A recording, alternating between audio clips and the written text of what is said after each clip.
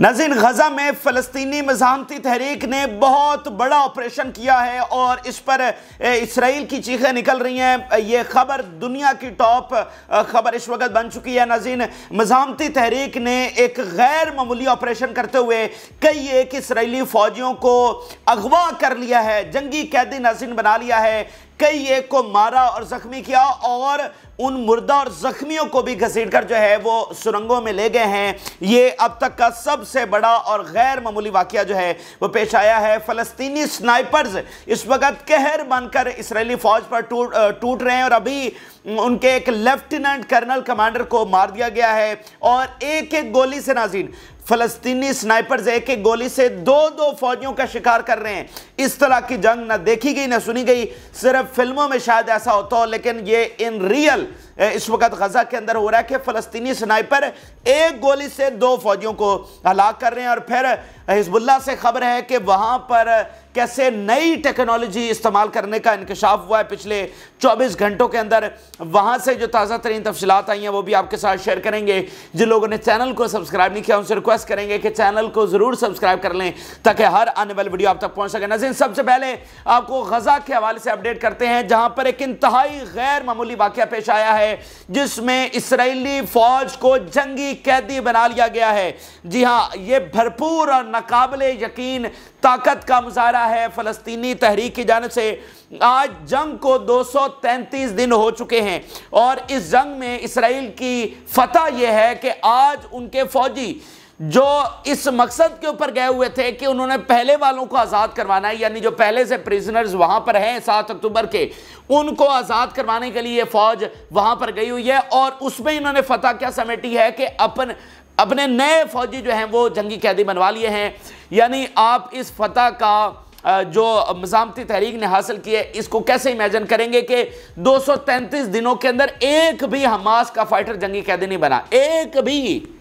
ये कितनी गैर मामूली चीज़ है कि वो अभी तक मीडिया के ऊपर और मतलब ना सरेंडर करवा सके ना मीडिया के ऊपर किसी को पेश कर सकेंगे। ये एक हमास का फाइटर जनाब हमने पकड़ा है और इस शिकस्त को छुपाने के लिए उन्होंने क्या किया कि जैसे वो स्कूल्स के अंदर गए, पनाह गांव के अंदर गए जहां पर फ़लस्तीनी निहत्थे लोग बैठे हुए थे, उनको पकड़ा, उनके हाथों में हथियार थमा दिया और फिर कहा कि ये देखें इनसे हम सरेंडर करवा रहे हैं। और वो हज़ारों की तादाद में थे, ठीक है, वो निहत्थे लोग। तो ये जनाब आज इनके साथ इतना बड़ा वाक़या पेश आ गया है और पूरी दुनिया में इनकी तज़हीक भी हो रही है, इनकी बहादुरी का पोल भी खुल कर रह गया है कि ये इसराइली फ़ौज है, ठीक है, और इसके बहुत सीरियस इम्पैक्ट्स हैं। वो किस तरह से मैं आपके सामने रखता हूँ, लेकिन पहले ज़रा खबर देखिए। कस्साम ब्रिगेड बता रही है, we lured a Zionist force into a tunnel in Jabalia camp, engaged with them at close range and killed and injured some, capturing all its members. उनको मारा, चंद को जख्मी किया और तमाम की तमाम जो इसराइली फोर्स थी उसको कैप्चर कर लिया, उसको जंगी कैदी बना लिया। Hamas spokesperson Abu Baida says that the group has captured new Israeli hostages. They released footage capturing new Israeli soldiers in Gaza's Jabalia. The resistance said it captured the soldiers after killing and wounding an entire Israeli force in ambush. तो ये जनाब एक गैर मामूली वाक़या कि उनको सुरंगों में साथ वो ले गए ना, उसकी फुटेज जो है वो भी इस वक्त जारी कर दी गई है। और इसमें आप सोचेंगे कि भाई वो जो मुर्दा थे उनको साथ ले जाने की क्या ज़रूरत थी, यानी वो जो डेड हो गए हैं, जो मर गए हैं, उनको साथ ले जाने की क्या ज़रूरत थी। तो इसकी भी एक ख़ास अहमियत है। वो इस तरह से है कि जो एक्सचेंज डील पहले से हो रही थी उसमें यह भी एक चीज़ है कि जो मर गए हैं, मतलब जो 7 अक्टूबर को जिन्होंने कैदी पकड़े थे उनमें से कुछ मर भी गए, उनकी बॉडीज़ हमास ने हेल्ड की हुई हैं और उन बॉडीज़ के बदले भी रिहाई होगी। तो इसीलिए वो जो मुर्दा हैं उनकी भी एक ख़ास अहमियत है, तो उनको भी वो साथ लेकर गए हैं। और साथ इनकी एक तज़हीक भी है कि मतलब ये जो मुर्दा हैं उनको भी वहाँ से रिकवर नहीं कर सके। और देखिए, मुर्दा को ले जाना तो और मुश्किल काम होता है, आपने उसको उठा कर लेकर जाना है, ख़ास सफ़र तय करना है जहाँ पर इसराइली फ़िज़ाइया है, ड्रोन्स हैं, उनकी फ़ौज है, वो तो ज़्यादा जिंदा से मुर्दा को ले जाना ज़्यादा मुश्किल काम है, ठीक है। तो वो इसको लेकर गए हैं। अच्छा, आप ज़रा इसके ऊपर देखिए एक तज्ज़ियाकार ने किस तरह से लिखा है। 8 महीनों की शदीद जंग के बाद फ़लस्तीनी फ़ाइटर्स का जदीद हथियारों से लैस इसराइली फौजियों को पकड़ लेना फौजी एतबार से एक हकीकी मौजज़ा है। फौजी एतबार से क्या है? एक हकीकी मौजज़ा है। ये वाक़ईतन मतलब ये अनप्रेसिडेंटेड है और इसको सीधा सीधा मैरेकल कहना चाहिए, एक मौजज़ा कहना चाहिए कि ऐसा पॉसिबल ही नहीं होता है।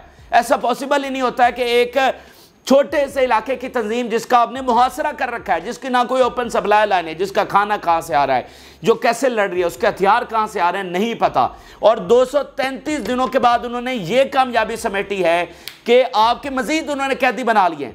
और आपका टॉप गोल क्या है जी? हम ऑस्ट्रेलिया को लेने के लिए गए हुए हैं। गो कि वो एक मतलब झूठा है और उसके ऊपर हम बहुत सारी बातें कर भी चुके हैं, लेकिन जो डिक्लेयर्ड गोल है वो तो यही है कि हम अपने बंदे वापस लेने के लिए गए हुए हैं। तो ये जनाब इन्होंने अपने बंदे वापस लिए हैं, मजीद वहाँ से पकड़ा के आ गए हैं। इस वक्त जनाब इसराइल की चीखें हैं और इसराइली मीडिया उठाकर देखें, वहाँ पर इनकी चीखें हैं और अंदर जो गुस्सा है वो और बड़ा है। इसराइल के अंदर लाखों लोग ऑलरेडी सड़कों के ऊपर निकले हुए हैं और अब जब इस वाक़ई का पता चला है तो उनका गुस्सा कई गुना हो चुका है। इस पर कल मज़ामती तहरीक ने बयान जारी किया था कि टाइम इज़ रनिंग आउट। उसके बाद लाखों इसराइली जो है वो सड़कों पर निकल आए, वो एहतजाज के तौर पर कि जंग फौरी तौर पर बंद की जाए, और आज ये इतना बड़ा यहाँ पर वाक़या हो गया। आप ज़रा एनालिस्ट का बयान देखिए। The complex operation in Jabalia will have a major repercussions on Israeli public opinion, कि ये जो जबालिया में वाक़या पेश आया है इसके मेजर रेपरकशंस होंगे पब्लिक ओपिनियन के ऊपर। वो किस तरह से कि देखें, जब आप मीडिया पर आकर भड़के मारते हैं, नेतन्याहू आर्मी का स्पोक्स पर्सन, हमने इतने फाइटर्स हमास के मार दिया, हमने ये कामयाबी समेट ली, ये ओ हकीकत तो अब उनके सामने आ रही है, ठीक है। तो वो जो ऑलरेडी एक प्रेशर है वो और बढ़ेगा, वो और बढ़ेगा कि भाई ना आप पहले वाले आज़ाद करवा सके, मजीद फौजी मरवाए जा रहे हैं और जंगी कैदी मजीद बनवाए जा रहे हैं। तो आपकी अचीवमेंट क्या है? इससे आप हासिल क्या करेंगे? उल्टा आप पूरे इसराइल का निस्तो नबूद करने में लगे हुए हैं। तो इसका यहाँ पब्लिक ओपिनियन पे मजीद इम्पैक्ट होगा। फिर जो इनकी इत्तेहादी हुकूमतें हैं उन पर भी इम्पैक्ट होगा। उनको मजीद क्लैरिटी आएगी कि भाई इसराइली फ़ौज की ये हालत है, ये उसकी सलाहियतें हैं, ये उसकी कामयाबी है, तो हम इसको जंग को सपोर्ट कर भी लें, यानी अंदरूनी प्रेशर को हम जो है वो काबू करें, इंटरनेशनल जो हमारी सुबकी हो रही है उसको बेशक साइड पर रखें, इकोनॉमिक लॉसेस हो रहे हैं उसको भी साइड पर रखें। अगर इसराइल की मोहब्बत में हम सारी चीज़ों का नुकसान बर्दाश्त करके उसको सपोर्ट जारी भी रखें तो इसराइल क्या अचीव कर लेगा? ये चीज़ें गैर मामूली इम्पैक्ट इस वक्त क्रिएट कर रही हैं। यमन ने नाज़रीन स्टेटमेंट जारी किए इस ऑपरेशन के ऊपर। उन्होंने कहा कि we praise this heroic operation, ये हीरोआना अंदाज के अंदर ये जो ऑपरेशन है हम इसको जो है वो प्रेज करते हैं। यहाँ पर नाज़रीन मैं आपके सामने अबू बैदा की दो स्टेटमेंट रखने जा रहा हूँ। अबू बैदा कह रहे हैं the latest chapter of the failure is what the enemy forces did in Jabalia and Rafah, कि इन हफ्तों के अंदर जो जबालिया रफ़ा में जिस तरह से फाइटर्स लड़े हैं, ये एक नया चैप्टर है इसराइली फेलियर का। फिर our fighters directly hit the members of the Israeli forces, left them dead and wounded. बराह रास्त हमला करते हैं, उनको ज़ख्मी करते हैं और उनको मार डालते हैं। और जो रफ़ा और जबालिया में ताज़ा तरीन लड़ाई हुई है, ये एक नई स्टोरी है, ये एक नई दास्तान है इसराइली फेलियर की। नाज़रीन वो जो फुटेज सामने आई है जिसमें इसराइली फ़ौज को वो घसीट के लेकर जा रहे हैं सुरंग के अंदर, उसमें फ़लस्तीनी फाइटर्स के पाँव में टूटी हुई चप्पल है। ये वीडियो इस वक्त आ चुकी है, आप सोशल मीडिया पर जाकर उसको देख सकेंगे। उसके पाँव में टूटी हुई चप्पल है। आप अंदाज़ा लगाइए, मतलब कैसे कैसे लड़ेंगे ये हमास से, कैसे जो टूटी हुई चप्पल के साथ जदीद असलहा से लैस, जदीद तरीन टेक्नोलॉजी वाली, जदीद तरीन वसाइल वाली इसराइली फ़ौज से लड़ रहे हैं और उनका ये हशर कर रहे हैं 233वें दिन, उसके साथ ये कैसे लड़ेंगे? अच्छा, यहाँ पर नाज़रीन अगला जो इनको मसला पेश आ रहा है वो फ़लस्तीनी स्नाइपर्स का। ये इनके लिए सबसे बड़ी खौफ और मौत की अलामत बन चुके हैं और फ़लस्तीनी स्नाइपर्स का इनके पास अब कोई तोड़ नहीं बचा है। अभी खबर क्या है, इसराइली मीडिया इसको रिपोर्ट कर रहा है, एक तो लेफ्टिनेंट कर्नल मार दिया फ़लस्तीनी स्नाइपर ने, फिर एक एक गोलियों से अब वो दो शिकार कर रहे हैं और इसके अलावा वहाँ से वो आकर अटैक कर रहे हैं जहाँ पर इसराइली फोर्स जो है वो एक्सपेक्ट भी नहीं करती कि अच्छा यहाँ पर भी फ़लस्तीनी स्नाइपर हो सकता है। ज़रा आप खबर देखिए Israeli media, the issue of snipers greatly disturbs the army leadership because Hamas has intensified use of them. असल मसला वो कह रहे हैं लीडरशिप को आ रहा है, क्योंकि जो फलस्तीनी स्नाइपर्स हैं उनका जो टॉप टारगेट है वो इनकी लीडरशिप बन जाती है। मतलब उन्होंने अपना फोकस किया हुआ कि इनके जो ऑफिसर्स हैं, इनके कमांडर्स हैं, कर्नल्स हैं, मेजर, उनको मारना है। इसलिए जो इस्राएली लीडरशिप है वो सबसे ज्यादा अब फलस्तीनी स्नाइपर से खौफजदा हो गई है, specifically in areas where the forces operates as an administration where they are less vigilant than on the battle front. अब ये क्या बात कर रहा है? ये वो बात कर रहा है कि मिसाल के तौर पे आगे वाले इलाके में इस्राएली फौज लड़ रही है, पीछे उन्होंने अपने कैंप वगैरह लगाए होंगे, वहां पर एक आरजी कंट्रोल कमांड सेंटर बनाया होगा, वहां पर उनकी जो है वो लीडरशिप बैठी होगी जो सारा कंट्रोल कर रही होगी, डायरेक्शन दे रही होगी, ठीक है। तो वो थोड़ा सा एडमिनिस्ट्रेटिव एरिया वो बना लेते हैं, तो उस एडमिनिस्ट्रेटिव एरिया में हमास के जो स्नाइपर्स हैं वो आकर अटैक करते हैं। वहां पर तो वो मतलब एक्सपेक्ट ही नहीं कर रहे होते कि उनके हिसाब से ये इलाका उन्होंने क्लियर करवा लिया होता है, तो वहां पर वो एक्सपेक्ट ही नहीं कर रहे होते थे कि यहां पर स्नाइपर्स आ जाएंगे। तो वहां वो बैठे होते हैं, जो भी उनके मामलात होते हैं, मतलब वो लेस विजिलेंट होते हैं, वहां पर आकर सरप्राइजिंगली फलस्तीनी स्नाइपर जो है उन पर अटैक करते हैं और उनके जो लीडरशिप है, कई एक कमांडर्स जो है वो मारे जा रहे हैं। अभी इसराइली मीडिया कह रहा है a sniper bullet target lieutenant colonel during a battle in the northern Gaza Strip. शुमाली गजा में ये एक वाकया पेश आया। फिर आप देखिए 2 for 1 Gaza sniper kills 2 Israeli soldiers with 1 bullet.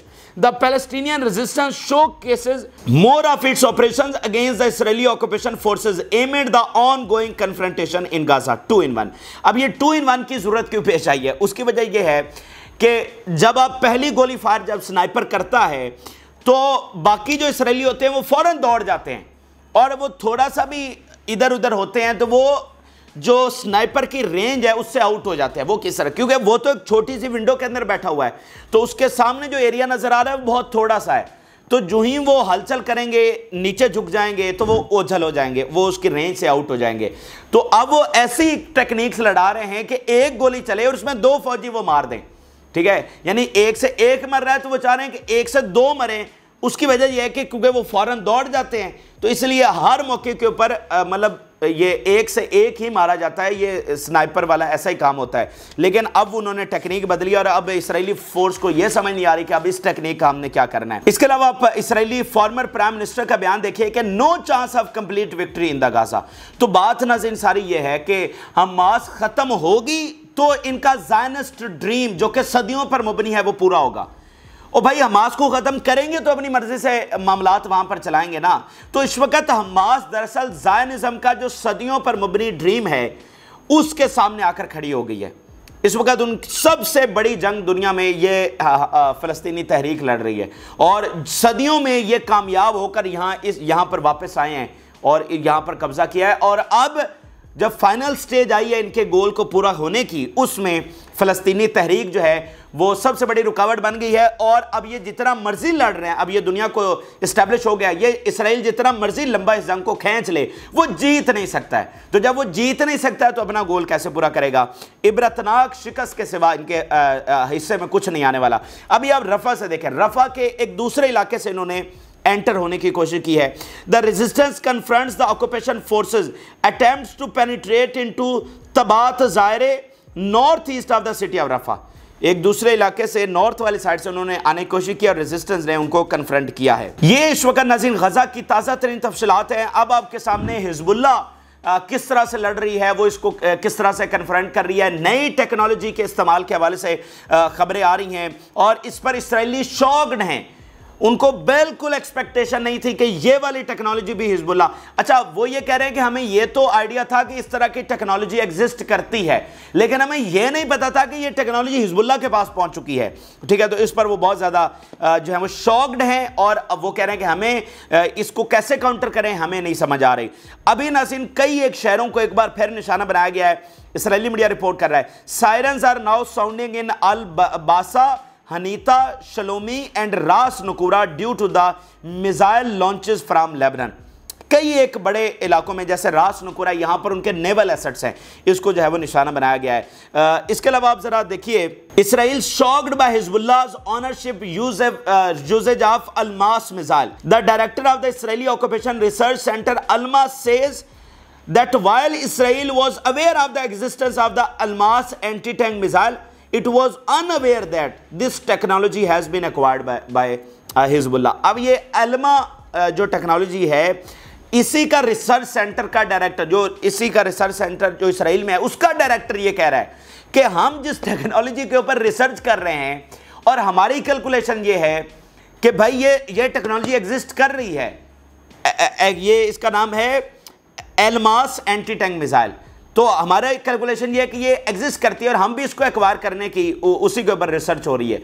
लेकिन हम इस पर शॉक्ड रह गए हैं कि हिजबुल्लाह के पास ये आ गई है, ठीक है, वो जिसके ऊपर खुद रिसर्च कर रहे हैं और ये कैलकुलेशन रखते हैं कि अच्छा ये दुनिया में एग्जिस्ट करती है तो हमारे पास भी होनी चाहिए।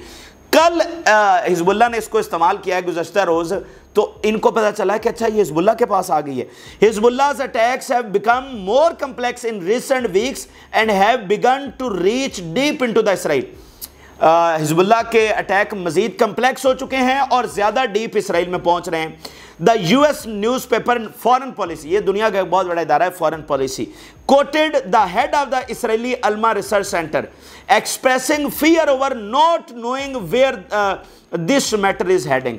वो कह रहे हैं कि खौफजदा हैं ये इसराइली कि अब ये मामला किस तरफ जा रहा है हमें नहीं पता, और हम इस पर खौफजदा हैं कि ये हमारे हाथों से तो निकल चुका है, ठीक है, अब ये हिजबुल्लाह इसको डायरेक्ट कर रही है, हिजबुल्लाह इसको लेकर चल रही है, तो हमें नहीं पता ये मामला किस तरफ जा रहा है, इस पर हम शदीद जो है वो खौफजदा हैं किस तरह से। मजीद इसमें आप देखिए, director of the office of the former occupation prime minister का वो कह रहा है, we have lost the Galilee and this is clear, हमने गलीली खो दिया है और अब ये क्लियर है। हिजबुल्लाह के हमलों के नतीजे में वो कह रहे हैं कि गलीली हमारे हाथों से निकल गया है।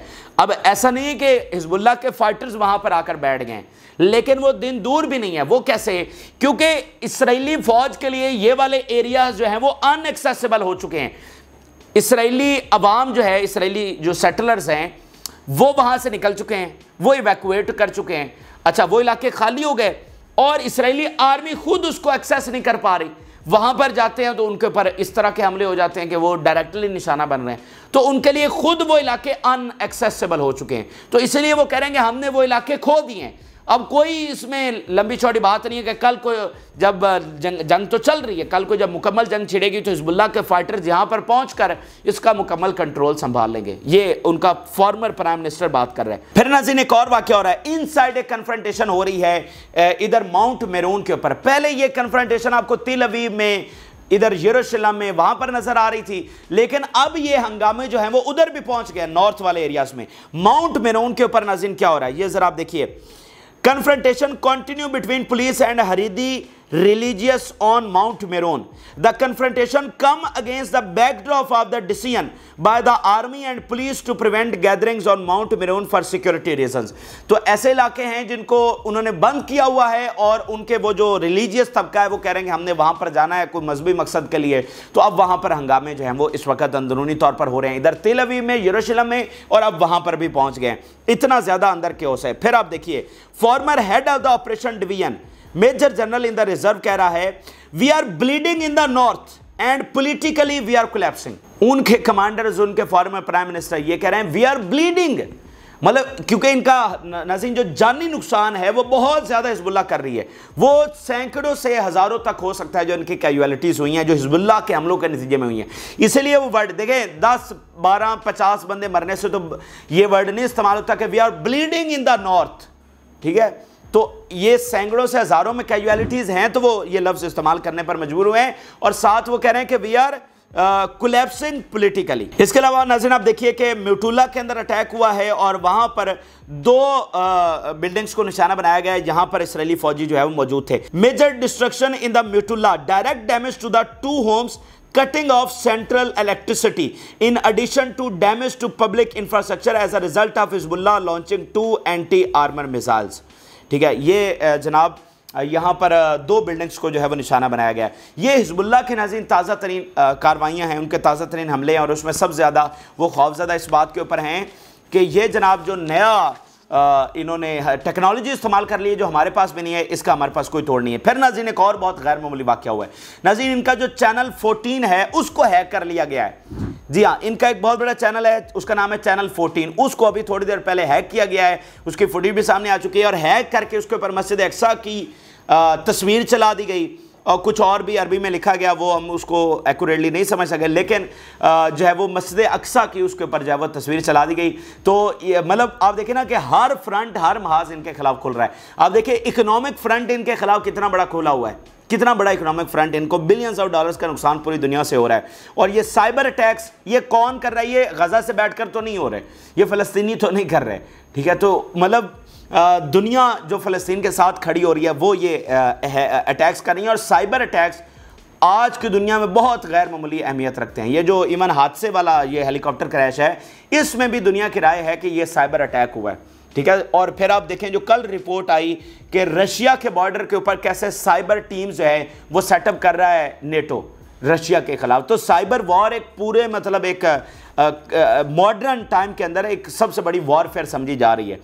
अच्छा, तो आखिर में नाज़रीन मैं यमन की 2-3 स्टेटमेंट्स आपके सामने रखने जा रहा हूं। यमन कह रहा है we salute the leaders of the resistance axis who met in Tehran to draw and arrange the ranks of papers of the resistance work. The resistance axis front is the only front that will guarantee the restoration of the rights of the Palestinian people. मज़ाहमती front ही only front, यानी मज़ाहमत ही, बंदूक ही इकलौता रास्ता है जिसके ज़रिए फ़लस्तीनियों की जो फतह है वो वापस आएगी। यानी मेन जो है वो तो बैटल फील्ड है ना, बैटल फील्ड ने फिर ये सारा बाकी इम्पैक्ट क्रिएट किया है। तो resistance is the only way के फ़लस्तीनियों की जो राइट्स हैं उनको वापस मिलेंगे। ये इस वक्त का अहम तरीन और ताज़ा तरीन हक़ाइक़ हैं जो आपके साथ शेयर किया। आप अपनी राय ज़रूर आगाह करें। जिन लोगों ने चैनल को सब्सक्राइब नहीं किया उनसे रिक्वेस्ट करेंगे कि चैनल को ज़रूर सब्सक्राइब कर लें ताकि हर आने वाली वीडियो आप तक पहुँच सके। इजाज़त, अल्लाह हाफ़िज़।